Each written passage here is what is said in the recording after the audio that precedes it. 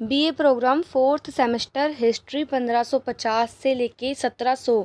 जिस भी बच्चे के पास ये सब्जेक्ट है उसके लिए वीडियो बहुत इंपॉर्टेंट होने वाली है, क्योंकि इस वीडियो के अंदर जो आपके एग्ज़ाम में जो प्रीवियस ईयर एक क्वेश्चन पूछा गया था, जो कि इस प्रकार था कि 17वीं शताब्दी में मुग़ल मराठा संबंधों का मूल्यांकन कीजिए। यानी कि मुग़ल और मराठा के रिलेशन के बारे में आपको बताना है। और अगर अभी तक आपने हमारे चैनल को सब्सक्राइब नहीं किया है तो चैनल को सब्सक्राइब कर लें, और टेलीग्राम पे हमारा चैनल है, टेलीग्राम के चैनल को ज्वाइन करिए ताकि आपको आने वाली सभी छोटी बड़ी अपडेट्स और पीडीएफ वगैरह फ्री ऑफ कॉस्ट वहाँ पर प्रोवाइड किए जा सके। मैं दीपा, नमस्कार, स्वागत है आपका अपने यूट्यूब चैनल फ्री स्टडी पर। चलिए स्टार्ट करते हैं अपनी वीडियो को, जिसमें हम जानेंगे मुग़ल मराठा के संबंध के बारे में। तो बेसिकली आपको मूल्यांकन करना है, यानी कि बताना है कि उनके संबंध जो थे वो कैसे थे। सबसे पहले जब भी आपके पास पेपर में कोई भी क्वेश्चन आए, अपने क्वेश्चन में परिचय और लास्ट में निष्कर्ष, इन दोनों को ज़रूर यूज़ करिए। परिचय जो आपसे पूछा गया है, बॉडी मतलब बीच में वो, उसके बाद लास्ट में कंक्लूज़न जो भी आपका निष्कर्ष होगा वो। तो सबसे पहले आपको अपना परिचय बनाना है। भूमिका मत लिखना, परिचय लिखना, ज़्यादा अच्छा इम्पैक्ट पड़ेगा उसे। परिचय में आपको थोड़ा बहुत बताना है कि मुग़ल साम्राज्य की जो स्थापना है वो बाबर के द्वारा की गई थी सन 1526 से, और ये यहाँ से लेकर यहाँ तक का काल चला। इस बीच में बहुत सारी कठिनाइयाँ, उतार चढ़ाव आए और कई सारे नए उत्तराधिकारी हुए, जिसमें हमारा बाबर, अकबर, शाहजहाँ, उन सब के बारे में थोड़ा सा बताना, ठीक है। तो परिचय में आपको थोड़ा सा इस प्रकार से लिखना है। उसके बाद आपसे पूछा गया है कि जो मराठा और जो मुग़ल थे उनके संबंध। तो 17वीं शताब्दी में मुग़ल और मराठा के जो संबंध थे ना आपस में, वो मतलब एनिमी वाले थे, दुश्मनी जैसे थे। आसान भाषा में बोलें तो लड़ाई झगड़े और तनाव की स्थिति और तनाव के रिश्ते उनके बीच में थे।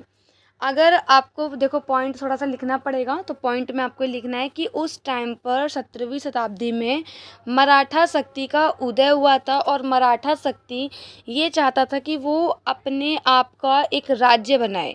मराठा जो लोग थे वो उस टाइम पर महाराष्ट्र में रहते थे, ठीक है, और वह एक बड़ी ताकत बनकर उभर रहे थे। शिवाजी जो महाराज थे वो उनके सबसे बड़े नेता थे। उन्होंने एक अलग मराठा राज्य बनाने का सपना देखा था, और उस टाइम पर क्या था, मुग़लों का राज था। तो मुग़लों का राज था, अब मुग़ल तो चाहेंगे नहीं कि उनकी बराबरी कोई और दूसरा राजा करे या दूसरा राज्य बने। तो उस टाइम पर भारत के अंदर मुग़लों का राज था, और मुग़ल लोग चाहते थे कि अपने क्षेत्र का विस्तार करना, जैसे इस टाइप से अपना भारत है ना, तो यहाँ से लेके पूरे मतलब मध्य भारत में और इस तरफ में पूरा में मुग़लों का शासन था, और नीचे इस साइड में मराठा थे, ठीक है, महाराष्ट्र के साइड में। तो जो मुग़लों का राज्य था ना वो दक्षिण भारत पे नहीं था। मुग़ल चाहते थे दक्षिण भारत में भी कब्जा करना, जहाँ पर मराठा रहते थे।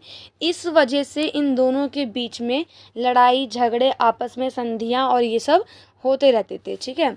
इसके अलावा शिवाजी बनाम औरंगजेब, मीन्स शिवाजी वर्सेस औरंगजेब। शिवाजी महाराज ने मुग़लों की बात मानने से इनकार कर दिया। उस बीच हुआ कुछ ऐसा था कि मुग़लों ने ये बोला था, मतलब कि वहाँ के जो राजा थे उन्होंने ये बोला कि शिवाजी तुम आकर के हमारे राज्य में मिल जाओ आकर के। तो उस शिवाजी महाराज ने क्या करा, मुग़ल की बात मानने से मना कर दिया। उन्होंने चुपचाप अपना राज्य बनाना शुरू किया। उन्होंने मुग़लों से कई सारी लड़ाइयाँ की। उन्होंने मुग़लों के बड़े बड़े शहरों जैसे सूरत को भी लूटा, जिससे मुग़लों को काफ़ी ज़्यादा मतलब कि गुस्सा आया कि मतलब ऐसा ये लोग क्यों कर रहे हैं। क्योंकि अब देखो, अगर जाहिर सी बात है, अगर मुग़ल का साम्राज्य है और अगर कोई भी उनके साम्राज्य में जाकर लूटपाट करेगा, क्योंकि देखो जो साम्राज्य होता है ना, कोई भी राज्य का विस्तार तभी हो सकता है जब वहाँ का राजा बहुत शक्तिशाली हो। अगर दो देशों के बीच में लड़ाई होती है, यानी दो लोगों के बीच में लड़ाई होती है, तो ए बी को अपने अंडर में तभी कर सकता है जब बी को वो हरा दे, या बी ए को अपने अंडर में तभी कर सकता है जब बी ए को हरा दे। तो उस टाइम पर शिवाजी और औरंगज़ेब की स्थिति मतलब कुछ ऐसी ही थी। शिवाजी ने क्या करा, जहाँ पे औरंगज़ेब का जो राज्य था सूरत में, वहाँ पर क्या करा, लूटपाट की, जिससे औरंगज़ेब मतलब मुग़लों को काफ़ी ज़्यादा नुकसान हुआ। और एक बार मुग़लों के बादशाह औरंगज़ेब ने शिवाजी को धोखे से आगरा बुलाया, मतलब कि ऐसे ही धोखे से बुलाया और उन्हें कैद कर लिया। लेकिन शिवाजी भी चालाक थे। शिवाजी ने अपनी चालाकी से क्या किया, वहाँ से भाग निकले। और इस घटना से ना कि मतलब कि तुमने मेरे संग छल कपट किया, छल कपट से ही उनको आगरा में बुलाया। तो इस कंडीशन से क्या हुआ कि दुश्मनी जो है ना वो और ज़्यादा बढ़ गई।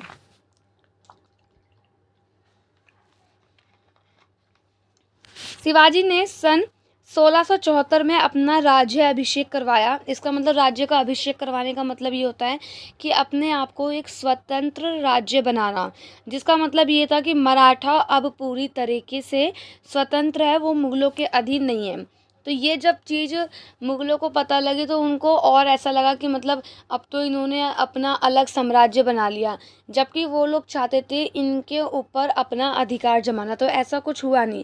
लास्ट का जो मुग़ल काल रहा है ना, वो मतलब मराठों के साथ लड़ाइयों में ही गुजरा है।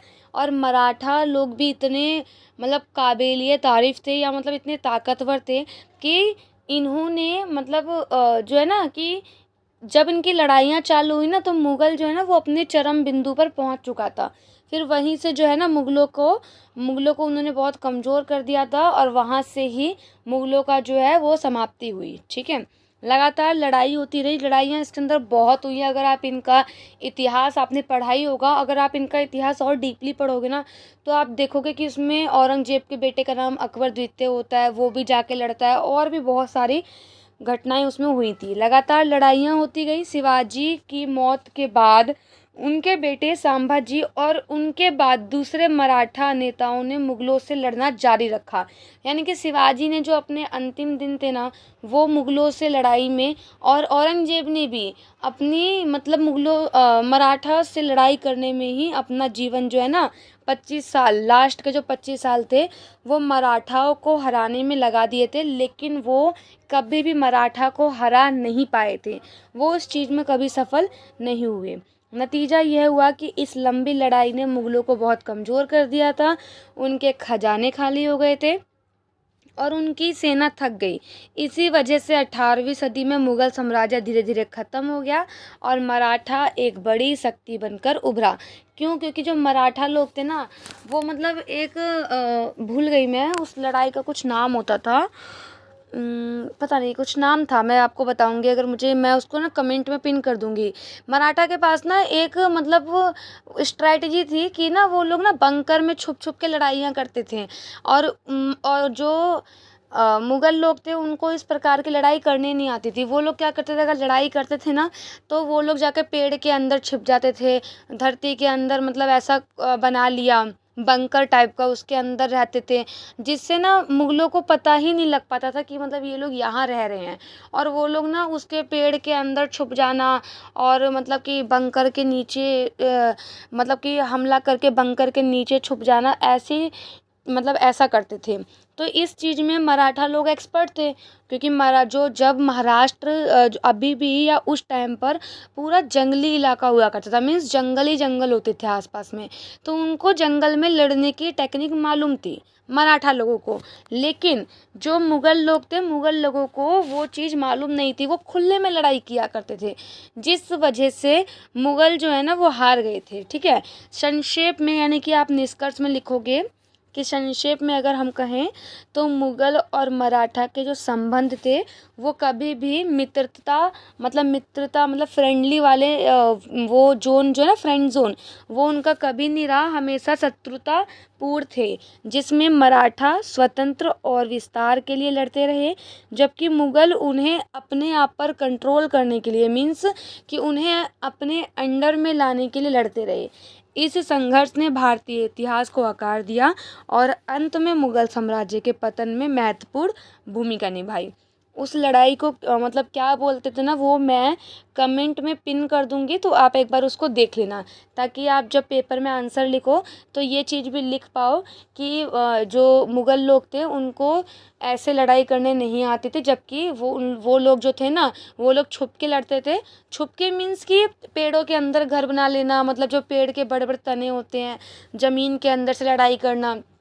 और जो मुग़ल साम्राज्य की सेना थी वो खुले में लड़ाई करती थी, मतलब कि जैसे खेत है, या मतलब आप मान के चलो कि कोई भी ग्राउंड है, अब यहाँ पे कोई व्यक्ति खड़ा है तो वो दिखेगा, तो तो मराठा लोग उसको क्या करते थे, सीधे मारते थे, मतलब धनुष से, तीर से, या किसी भी चीज़ से, क्योंकि वो उसको सामने से दिख रहे हैं। लेकिन जब मराठा लोग पेड़ के पीछे छुपे हुए हैं तो मुग़ल लोग उनको देख ही नहीं पाते थे कि वो लोग कहाँ से हमारे ऊपर अटैक कर रहे हैं। तो वो चीज़ थी, इसी वजह से मराठा जो है ना वो इस चीज़ में आगे रहा और सफल रहा, और मुग़ल यहीं से हार गए, और मुग़लों का यहीं से धीरे धीरे जो शासन है वो ख़त्म हो गया। तो वीडियो कैसी लगी एक बार कमेंट करके ज़रूर बताना। बाकी इसके नोट्स वगैरह चाहिए तो टेलीग्राम पे हमारा चैनल है, उसे ज्वाइन कर लेना। मिलते हैं नेक्स्ट वीडियो में, तब तक के लिए जय हिंद, जय भारत।